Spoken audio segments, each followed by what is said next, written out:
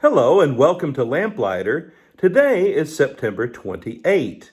Today in our daily Bible reading, we continue to read about the challenges facing the people of God as they try to restore their relationship with God.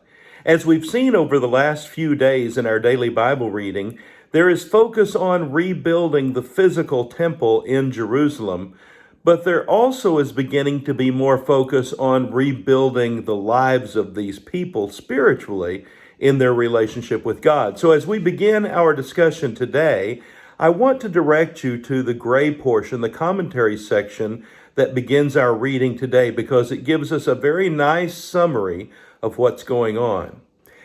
As Haggai's mission was to construct the temple of God in Jerusalem, Zechariah's mission is to establish the spiritual house of Israel. It is Zechariah's role to interpret the significance of their work and to give them reason to persevere. The temple is still not completed. The city walls have not even begun to be rebuilt. The outlying towns and lands are still in rubble and disarray. And worst of all, the religious life of the people is slow in developing after the years in exile, during which religious exercise had naturally waned. Therefore, God presents Zechariah with an opportunity to bring encouragement to the people, to explain the essence of true religion, and thus to breathe meaning into the noble enterprise in which they are engaged. True religion finds its expression in moral lives and social justice. So as we read these things today, I hope that we can see the obvious applications even to our lives as Christians today.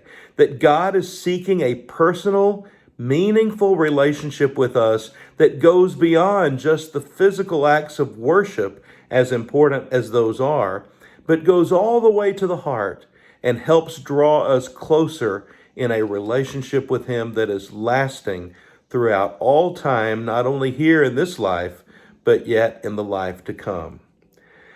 In the 4th year of King Darius, the word of the Lord came to Zechariah on the 4th day of the 9th month. The people of Bethel had sent Sharezer and Regem-melech together with their men to entreat the Lord by asking the priests of the house of the Lord Almighty and the prophets, "Should I mourn and fast in the 5th month as I've done for so many years?" They want to make sure they're doing it right, so to speak.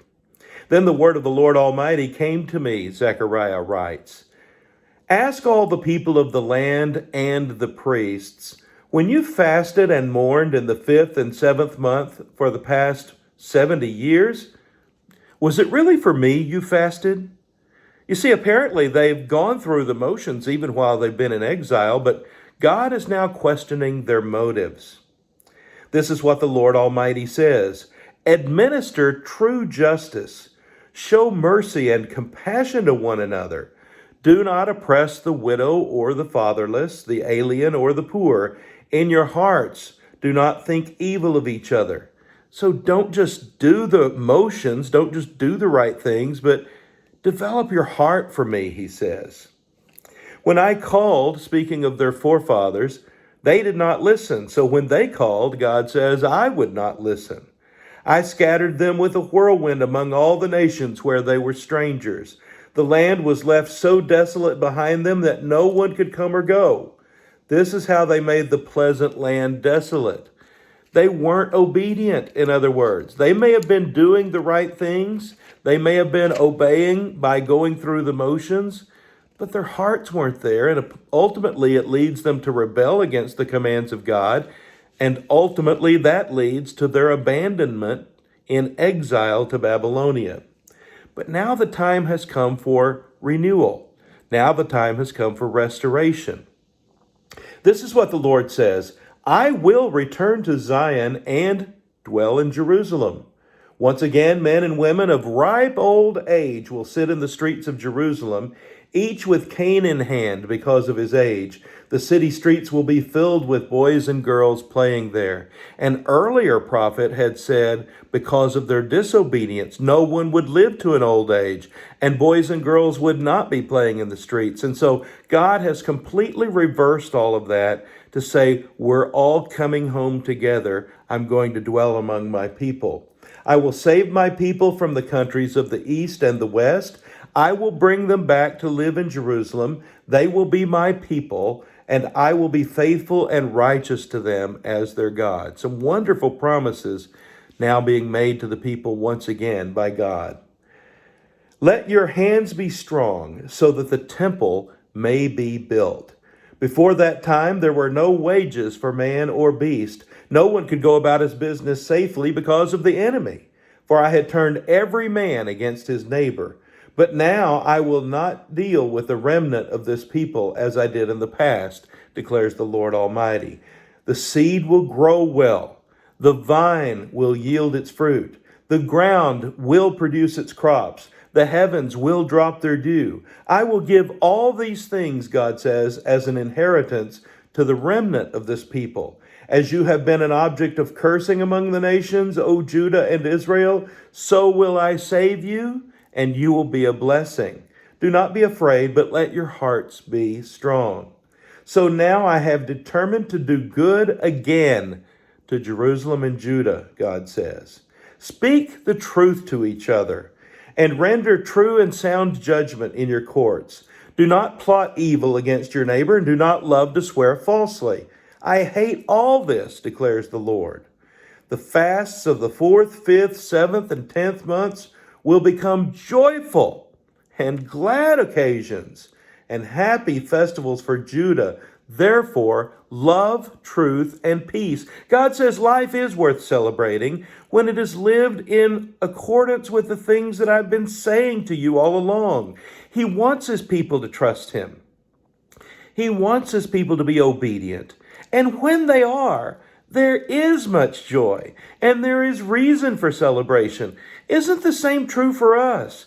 When we follow the ways of God, when we listen to his word, when we study it, and not only read and study, but apply it to our lives and start living for him and giving him our heart, of course there's reason for celebration. It is a wonderful thing to be a child of God, and God seeks to bless us for that. He says many peoples and powerful nations will come to Jerusalem to seek the Lord Almighty and to entreat him. So all of this encouragement is being given to the workers, and it has its predictable effect. As the historical record indicates, the elders of the Jews continued to build and prosper under the preaching of Haggai the prophet and Zechariah, a descendant of Iddo. So the people are listening, and the completion of the temple then takes place because they put their mind to work. The temple is finished. There is a joyous celebration, just as God had predicted. And not only that, the people are actually going to observe the Passover, going way back to the instructions that were given to Moses so long ago as they escaped from the land of Egypt.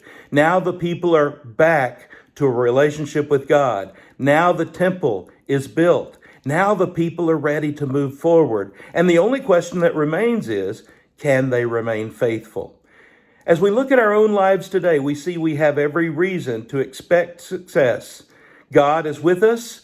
God is wanting to bless us. He is wanting us to honor him as Lord. He is wanting to give him our fullest allegiance and loyalty. And when we do, he promises to bless us. Isn't it great to have a God who loves us and who wants to spend all of life and all of eternity with us? And it's ours for the taking if only we will claim that promise. Isn't it great to be a lamplighter? His word is a lamp to our feet and a light to our path. I hope you have a blessed day.